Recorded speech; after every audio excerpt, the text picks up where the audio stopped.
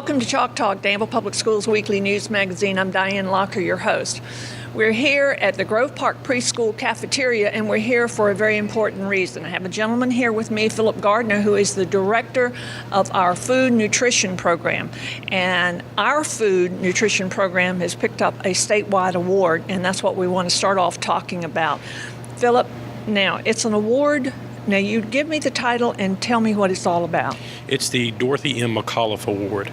It is awarded for schools who have a participation rate that far exceeds the state minimums in regards to after-school snacks, alternative breakfast patterns, et cetera, et cetera. So it's an award for the almost additional things we do beyond lunch. Yes, it awards divisions who kind of step outside the box to get a better participation rate in the breakfast patterns and the snack programs, as well as the summer feeding program too. Now, we serve breakfast at all of our schools? Yes, ma'am. Even our high school? Yes, ma'am. Okay. And the great thing about that is we are a community eligibility provision program, which means all students are able to eat breakfast and lunch for free. Okay, and it makes no difference the income level and some of the things that used to matter. That doesn't matter anymore. Exactly, that does not matter anymore, and that's a great thing because our students are able to get a nutritious meal for breakfast and lunch. How well attended, just a general looking across our district, how well attended is that breakfast program? Very, very well attended. And for instance, in our elementary schools, it's well over 70% in breakfast, and that is far exceeds the state neutral level. Give me a sample breakfast at an elementary school. For instance, yesterday we did a bacon, egg, and cheese croissant. Well, aren't we fancy? We're getting there, I can tell you that. Okay. Also, we do a chicken filet biscuit in the mornings as well for the kids. That's good. Absolutely. You're putting things together that are nutritious, but aren't necessarily like the old-fashioned nutritious. Exactly. And in regards to lunch, we're eventually going to get back to scratch cooking, and there's something to be said about that. Right. Scratch cooking. I want to go back to something I saw in some things that came out from the school system recently that we had a spaghetti issue here at Grove Park. Yeah. We kind of looked at, the kids and see if they were really eating the spaghetti, and we had some issues that they weren't eating it. And, we had some concerns because they weren't getting the nutrition they really needed. Not only that, it's wasteful. Exactly, it sure is. And so I came in and got with our cafeteria manager, Debbie Parsons, and we looked at the recipe, and we kind of revamped it, and we tried it out with the kids a few weeks back, and they absolutely loved it. And also we had some cooking lessons with the staff as well, and some training sessions, so it's really nice. Well, it's good to know that we are paying attention to what the kids eat and what they don't eat. Yeah, because they are ultimately the number one critic. Yes. Now, you are new to our district, yes, but you are not new to food. You have a very varied background in food service. When you came from a certain type of background in food, mm-hmm. and you come to be our director, what's the biggest difference between the things you've done in the past working with food service and what you're doing in a school system setting? Based on my background, when I walk into a kitchen in my previous experiences, you can have the free reins and do what you want to. You can use different ingredients. It's wide open. You can do whatever you like. And it's one kitchen, too. It's one kitchen, yes. Okay. In this respect, we're limited on what we can and can't do because, again, we are a CEP. You just used the phrase CEP. What does that mean? CEP means based on the poverty level of the division. Mm-hmm. If you're below 45%, you do get qualified for free breakfast and lunch. But some guidelines come along with that, don't they? Yes, ma'am. They sure do. Other than being a district that qualifies, what else goes along with that? Well, you have certain requirements that you can and cannot do in regards to distribution of food. You have meat requirements, you have grain requirements, you have vegetable requirements to make sure that the children get a completely healthy meal. So that's kind of a definition of nutrition that's in the job title, yeah. Food nutrition. You and I had a conversation before the show about We didn't used to call it that years ago. It was cafeteria or something like that. We've become a lot more sophisticated. Absolutely, and it means a lot to the parents and to the children that they're getting a much more healthy meal because it gets them through the day and gives them the nutrition that they need to get through the classes. Academically, behaviorally, children perform better if they're not hungry. That's absolutely right. And it starts with breakfast. And that gets back to what we were talking about earlier in regards to breakfast. We'd like to get the participation rate up in all of our schools, not only our elementary and middle schools, but also in our high schools. When you look, I know elementary takes advantage of it. Middle school and high school, how does that pan out as far as the breakfast program?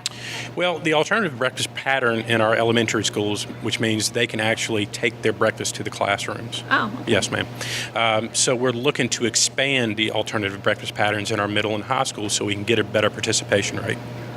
And if the elementary students can take their breakfast to the classrooms, now I understand the chicken biscuit and the croissant egg and sausage type things. So you're making portable food. Yes, ma'am. Like running by McDonald's and picking up your food. You can take it with you. It's called grab and go.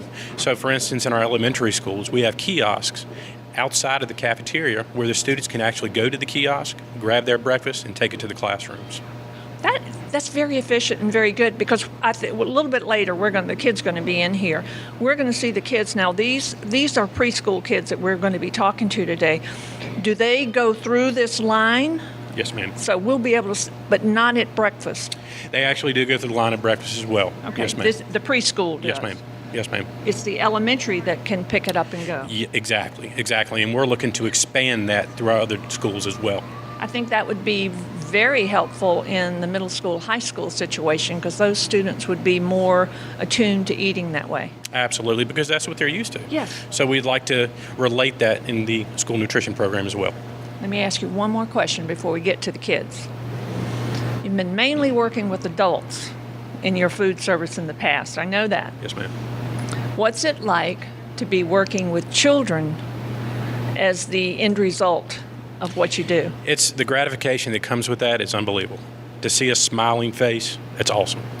And to know that they're getting the nutrition that takes them throughout the day, it makes me come to work every day. And I bet they don't complain nearly as much as adults.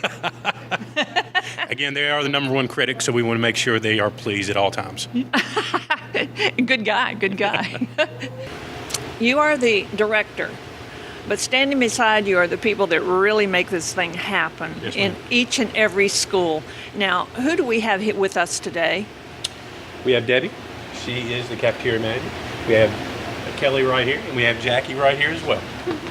Now, these are the ladies that prepare the food. Yes, ma'am. And serve the food. And what we're looking at here is a typical serving bank. Yes, ma'am. Would this be different in a elementary school than it is in a preschool? It is. It's different in every different school. So this school, like I said, it's much smaller. And so, this is actually serve versus offer, which means we're actually going to serve the plate to them. They don't really get a choice of. They're not going to come through and pick. But that coming through and picking would be kind of complicated for this age, wouldn't it? Absolutely. Yes, ma'am. We're talking, 3 and 4 year olds? Yes, ma'am. They'll let you know what they like, but they may not be able to pick it out, right? That's right. Exactly right. Yes, ma'am. All right, now I'm standing over, I just found out, and smelling the famous spaghetti that we talked about. Yes, ma'am. Now, this is what we're serving the kids today. Absolutely. Yes, ma'am. Now, what goes along with the spaghetti that fulfills the nutrition requirements? Well, I'm going to defer that to Debbie right here, and she's going to take you down the line. Debbie, take me down the line and tell me if I were coming through now, and I don't have to carry a tray. You fill this for me, and I'm used to the old metal trays. Right. Oh shucks, we use styrofoam now. I would get spaghetti. Serving of spaghetti, a serving of spinach, a milk, and a fruit. Okay, spaghetti, spinach, milk. What if I don't like milk? You have to have it. We have to put it on everybody's tray unless I have a doctor's note saying they are allergic to milk. Allergy. When these things come back, the trays come back, you push them back, how much milk comes back? Do most of the kids drink it? We never see the trays. They empty them out in the cafeteria. You have no idea. What kind of fruit is that? That's fresh oranges. We slice them. Oh, Oh, okay. They are fresh. Fresh oranges. Okay. Today. All right. Next thing we're going to do is we're going to see you guys go into action with some kids.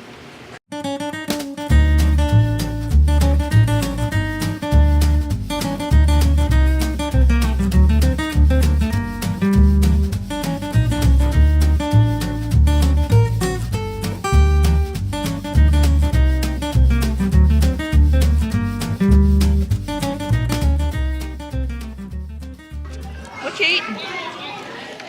Bread. Bread? Yeah. What about the spaghetti? I love spaghetti. You love scatty? You like that scatty? Yeah. What's your name? Jasmine. Jasmine. And Jasmine, what are you eating? Applesauce. Applesauce? You like that? Mm-hmm. What else you got in your lunch? You bought your lunch today. Yoo-hoo. Yoo-hoo? Yeah. And also some crackers. Do you have anything to go on the crackers? Hmm? Do you have anything to go on the crackers? No. Okay. What's in the cup? That was macaroni, but I ate it all. There was macaroni and what? Cheese. Macaroni and cheese. Oh, okay. And you ate all of that, didn't you? Yes. You're gonna eat all the cookies? Yeah, and the yoo-hoo. And the crackers. And the crackers. Okay, all right. What do you think of that spaghetti? Yummy. Yummy, yummy, yummy. What's your name? Sophia Rose Givler. And how old are you? 4. And what grade are you in? Don't know. You don't know? What are you doing here at school? Eating. Eating. Okay, it's a good reason to go to school. Look up there at that guy with the camera. Give him a nice big smile and a wave.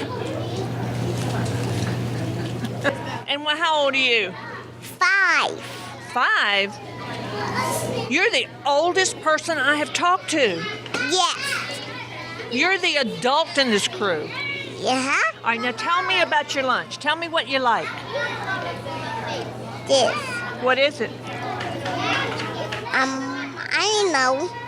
You're going to eat it anyway, right? Yes. Okay, what about your spaghetti? Yes.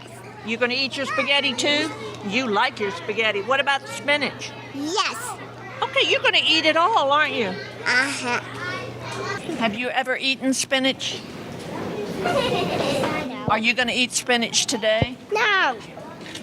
Philip, we've watched the food being served. We talked about the award that you won, and I've had the opportunity to attempt to talk to some of the students out here, and I have found that the oranges were probably the most popular, Yeah.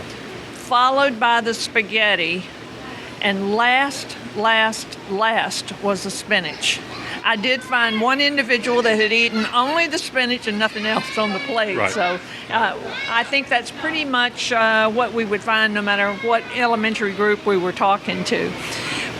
This is lunch. We talked about breakfast, but there's another program that you deal with too. I think it's snack program or after school. What is that? There's actually 2 programs that we do also. It's a snack program, after school snacks. So any type of remedial training, anything like that after school that the program is involved, we can actually serve a snack to a child.